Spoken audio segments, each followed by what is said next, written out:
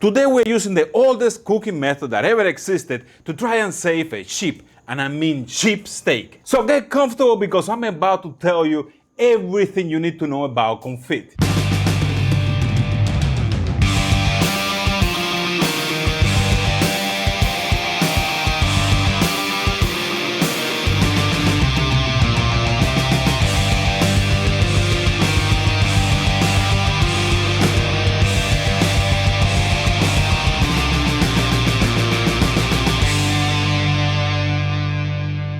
CONFIT is a very old French method of cooking with centuries of proven results. It is easy to do and it has saved many lives through time. French chefs swear by it to the point that they have entire restaurants dedicated to it. And CONFIT is not only praised all over the world, it also has a very long and well-documented history. Let me show you. Before refrigeration, humans needed a way to preserve food so it did not rot. Hunters and cooks dating back to the 15th century made an early confit by heavily salting the legs and wings of birds before submerging them in fat and storing them in a cool, dark place to ripen for months. What started out as a form of food security turned into a highly regarded culinary technique used by French chefs to cook and infuse flavors to meat. Then that process or cooking method was exported all around the world, becoming what we know and recognize today as CONFIT. The modern CONFIT method as we know it today consists of submerging meats or vegetables in fats and cook them like that for hours. If you've ever seen CONFIT being made, it looks a lot like deep frying. But the process of CONFIT differs from deep frying in one key way: temperature. While deep frying typically takes place at temperatures between 325 to 450, CONFIT preparations are done much lower, with the oil temperature around 200 degrees, sometimes even cooler. But can that slow frying thing make a steak better? Well, that's what we are looking to answer with this experiment, so stay tuned to the end. And yes, I know, CONFIT can easily be Sous Vide's grandpa, if that's what you have in mind. And as a challenge, just pause the video right now and go and comment below what do you think the result will be. We all know that for deep frying, we need the oil temperature to be from 300 to 400 degrees, or even more. Low oil temperatures not only take longer to cook, but they can also make your fried food taste soggy and pretty disgusting. Yes, I'm worried about the cook too, but to be real, the meat was pretty cheap, so there is very little to lose if the experiment goes south. In any case, it's time for us to take a look at the hero of this story. This is a night round, commonly cooked as a roast or stew because of its toughness and lack of flavor. As you can see, it's a pretty big piece of meat, so I will cut steaks out of it for the experiment. And this is a tip that goes for any steaks you are cutting out of a piece of meat like this. Always cut against the grain. These two will go into the CONFIT experiment. These other two steaks will be deep fried, so we can see how different CONFIT and deep frying really is. And this other two will be our controller. They will be cooked as a regular steak, and even though I don't expect much, they will be a good guide on how CONFIT can improve this meat. As I said before, CONFIT is a very easy to do process. But as anything that stands the passage of time, there is a few things we need to do in order to achieve perfection. First, the salt. A true meat CONFIT includes a salt cure, which is massaged into the meat and aged for at least 1 hour. Salting draws out the moisture, making the meat ingredients more tender and adding depth to the flavors. Now, wrap it in paper towel, something they sure had in medieval times, and set them in the fridge to rest. After 1 hour, the meat should be pat dry before continuing with the CONFIT process. Now we get into the fats. One of the most used fats for CONFIT is olive oil. This oil not only has great flavor, but it also can withstand the 200 degrees temperatures with ease. Other fats normally used for this process are duck, goose, and chicken, but those are more difficult to find, and once you find it, the prices will shock you. Now, and this is one of the most important parts of CONFIT, we add some spices to it. I have here 10 garlic cloves I slightly smash and remove the skin, a few rosemary branches, and a few sprigs of thyme. Of course, you are no limit to these spices. Onions, chive, green onions, and ginger are also commonly used for CONFIT. After the meat is submerged in fat and the spices added, we need to cook it all at low temperature. I will set my oven to 200 degrees and set the CONFIT inside. This cook will take about 2 hours, or until the internal temperature gets to 120 degrees. So there is nothing better to do than prepare those other steaks.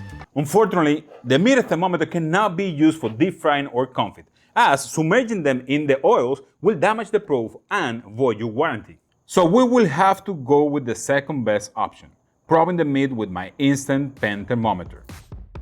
These 4 other steaks we have left will be seasoned with a good amount of salt and pepper and set aside to rest. In the meantime, let's get the grill ready to cook. I will cook the 2 controller steaks using the reverse sear method. The idea is to give time to the confit to get to temperature, so we can sear all the steaks together. Once the confit steaks are ready, take them out and pat them dry. Remove the diffuser from the grill and give it time to get raging hot. When searing, there is no temperature limit. The hotter the grill, the better the sear will be. I will sear them all for about 2 minutes per side, or until they look as nice as this one. Set them on a rack and let them rest for 10 minutes before cutting and serving. And lastly, we have to take care of the deep fried ones. For frying, you need something that can withstand higher temperatures better than olive oil. So lard is my go-to when deep frying. All we need is for the fat to cover the steaks, so don't fill up the pot too much. I'll get the lard to 360 degrees and set the steak in. Deep frying steaks is a straightforward job. All you need to take care of is time. As a guide, here is a temperature table for your future deep frying adventures. And as a general rule, 4 minutes per pound of beef is enough. Deep frying the steaks took me about 8 minutes. Plenty of time for the other steaks to rest, so we can start cutting and serving right away.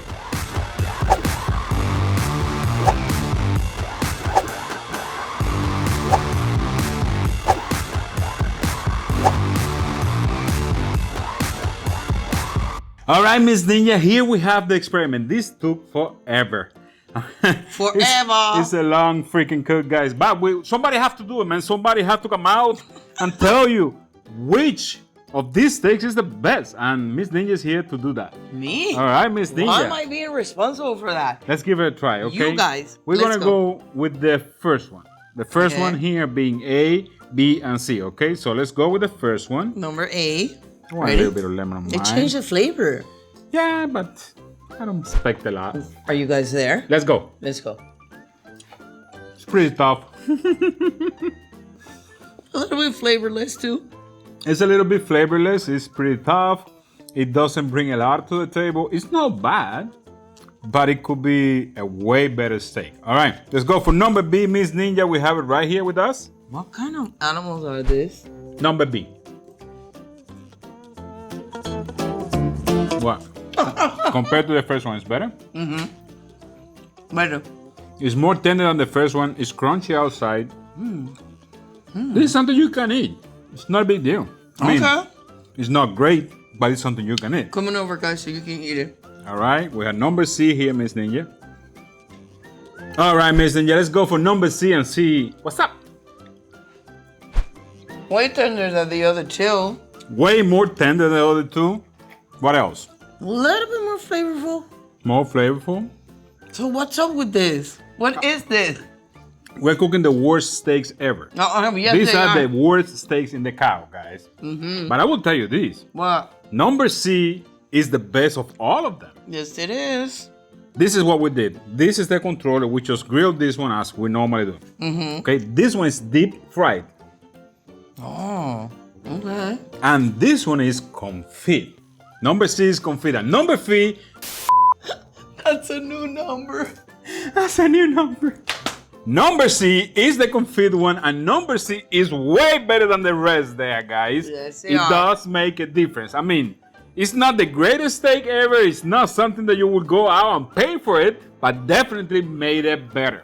What do you think? It did, but it's not something like, I'm so wow about it. It's not great, but you know, if you get a regular steak, let's say a choice or a prime, and you do it that way, I'm assuming it will be better than the rest, because this is the worst thing ever. If you get a ribeye, or I don't know, a filet mignon or something like that, and you cook it this way, you cook it as confit, which is that thing back there, it is way better. Got it. So there you have it, guys. The whole thing came out and it's pretty good. I mean, if you will do something that is not a great steak, or you want to improve your own steaks, go for confit. It takes a little bit longer. You can do a lot more things, but the results are real good. Now let me ask you a question. Did I make you hungry? What are you doing? Are they there? Yes, they're there. Oh, if I made you hungry, you had to hit us with a like. Lots of Subscribe likes. to the channel, share with your friends and family, and don't forget to share these videos on your social network. That help us a lot. Let me know down there in the comments, what do you think? Do you ever try confit before? Do you ever thought about it? Do you even know what it was? Just let me know down there in the comments. And guys, whatever you have to say in the comments, say it. And if you don't have nothing to say at least say hello, because that helps us a lot with the algorithm and all that BS. That's all for today. But remember that I love ya. Love you too. Thanks for watching and see you on the next one. I hope you're there. Now, Okay? now you have to eat number 8. The Are whole they thing. there? They're there. Oh. Leave them alone. Oh, okay. Oh my God. Bye.